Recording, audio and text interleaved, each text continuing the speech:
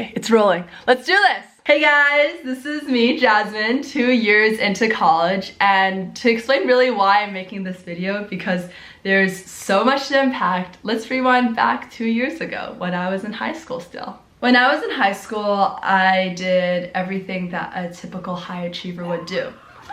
I was high school valedictorian, a nonprofit founder, an entrepreneur, a social butterfly, and someone who loved making great memories. High school made me want university to just be that same way. I wanted to be that same person. Confident, ambitious, creative, sociable, fulfilled, and most importantly, successful. And if you've asked me how I've done these past 2 years, I honestly would say that I just found my footing.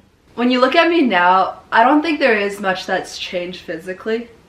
Maybe the fact that I stopped wearing my 6-inch lashes, but mentally, I've been so reformed and shaped through my 2 years of college, and I want to share that with you guys. So listen closely, because if someone would have told me what I'm going to be telling you guys, then I think college would have been a lot smoother from the get-go. So here are 5 things that I wish I knew before college. Number 1, stay in touch. All these friends, industry professionals, professors, you're gonna meet so many of them in your next 4 years that there's gonna be some people that you absolutely love and some people that you never wanna see again. And I can definitely tell you that I have a good mix of both.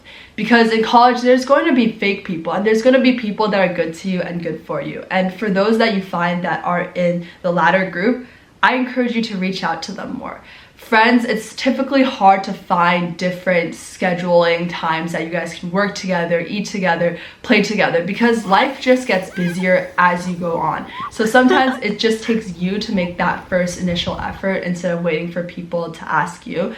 And I'm the type of person who usually waits for people to invite me to hangouts, but I think college has taught me to just reach out to people instead, because a lot of the times people just don't want to, and you gotta be that force that starts initiating stuff, because I promise you it'll be a good time. For professors, after you finish your class with them at the end of the semester, always send out a thank you email of some sort just to show your gratitude for their teaching and guidance. You really never know when you would need them at hand in the future with a reference letter or an opportunity, so make sure you keep a good relationship going.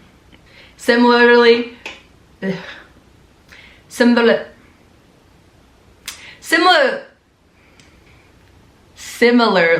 so important to have mentorship, regardless if you're doing business, ecology, psychology, I said business already, technology, anything of that sort, anything that you can think of as a major, regardless if you go to Cornell or not, it's so important to find people that relate to you. And hey, don't be afraid to reach out. There's so many people where I'm like, they're so cracked, they will never want to talk to me. They will literally think I'm so dumb and I'm the dumbest person they've ever talked to.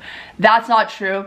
They're not going to judge you. A lot of people that are most successful come from backgrounds of humbleness. Believe in that. But also, let's be real, they're gonna be just like what you see in society with friends. There's gonna be great people and absolute assholes. When you meet an asshole, just shrug it off. It's okay. Number 2, sometimes it's okay to just delete LinkedIn. I did not know this app existed until I came into college. I really did not know how to use it whatsoever too. I thought you would just post pictures like Instagram would. That's so embarrassing, because imagine if I actually did that, oh my god. The thought of that just makes me shiver. Anyways, LinkedIn is so toxic. You know how there's the body image issues, there's so many different social media issues going on already? Well, LinkedIn is no different. You compare yourself to people with different companies, backgrounds, having some sort of better high school that they went to, having a better internship, having better course loads, having a better major, having a better college. There's so many things that you can compare yourself to with a singular person that you have no idea. You know how you doom scroll on TikTok, you can doom scroll on LinkedIn just as much. And it's such a toxic place. And if you keep falling into that trap like I did, you're gonna lose your self-worth and forget how much you have accomplished to get to where you are today. So sometimes, just delete the app. Don't be bothered by, oh, this person got this, they got Goldman Sachs, they got LinkedIn, they got McKinsey. No. cut it out. Truly, at the end of the day, it's really the friends that you make, the memories that you make, and the things that you learn. It doesn't matter what company you go to because some people might not be happy, okay? And there's going to be so many different stresses throughout your life. This is not going to be a I got a job and I'm happy for the rest of my life sort of moment. I promise you there are so many other things to look forward to, and just keep being consistent, keep working hard, and you will find where you need to be. I've been trying to live out my 20s a lot more, and what that means for me is to prioritize things I used to care about a lot in high school, which was making memories. And that's not to say I need to completely stop grinding, but it's to have an actual work-life balance that makes sense for me. Number 3, make friends outside of your major. I'm a business major, and sometimes, as much as I love my business baddies, I just need a break. Like, I need to unclog my ears and just rinse them out and hear different sort of rants. I feel like being in that business building and whatever major building that you're in, you just hear the same conversations that you yourself can relate to. Recruitment, who got what internship, who is doing what, who knows who, it's that talk. But then when you go into an information science building, which is my other major, I hear about technology, innovation, what's going on in the news. It's a different conversation. And so honestly, have friends that you can not relate to. Hear about their problems. And when you rant, I think it's music to my ears. And you also just get to meet people of different sorts and just shape your learning and your perspective on life so much differently than if you were only confined to your specific major. That's not all the world is, and that's all not what you should only know. Number 4, it's okay to not know. I don't know what the heck I'm trying to do in the long run, but I'm excited for whatever. And that's the mentality that you should have. Be excited about the future even if you don't exactly know what is going on. I wouldn't say that there is no rush, because at all stages of my life I feel like I need to figure it out, go, go, go. But it's okay to sometimes take a step back and just take it slow. There is no need to panic. That's what is key.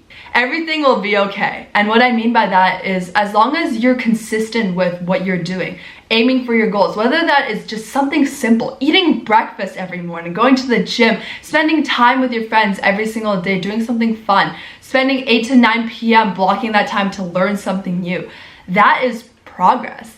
And that's awesome. Be proud of yourself and know that knowing is not something that's easy to do. I'm just gonna leave it at that. Tip number 4 is as easy as you want it to be. Tip number 5.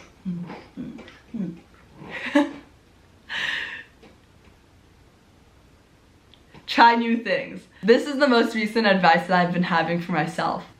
Academically, I've stuck to my typical course load for my major. I didn't ever tap into my interests of history, linguistics, and psychology, even though there's so many different classes that a university offers for them. It's knowledge that you want to build now, because you're not going to have as much time to just go take classes in the future. All of high school, I had one major goal, which was just to get into a good university.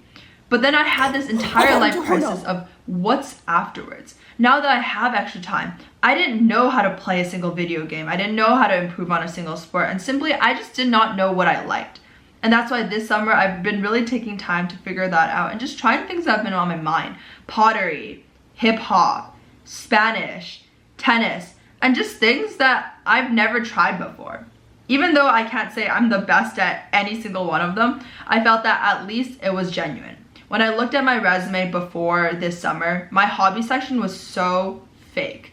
I felt that I was making up everything that I liked, and if people asked me about it, I couldn't really speak on, I would say, 50% of it. And as a reminder to myself and anyone watching this video, you might not have this time or physical ability to try a new hobby that's been on your mind.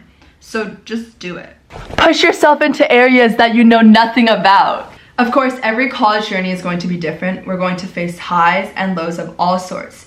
Embrace the challenges, learn from every experience, and remember the growth that often comes with the unexpected. It certainly has for me. Trust the process. And if you don't, life will move on without you, whether you like it or not.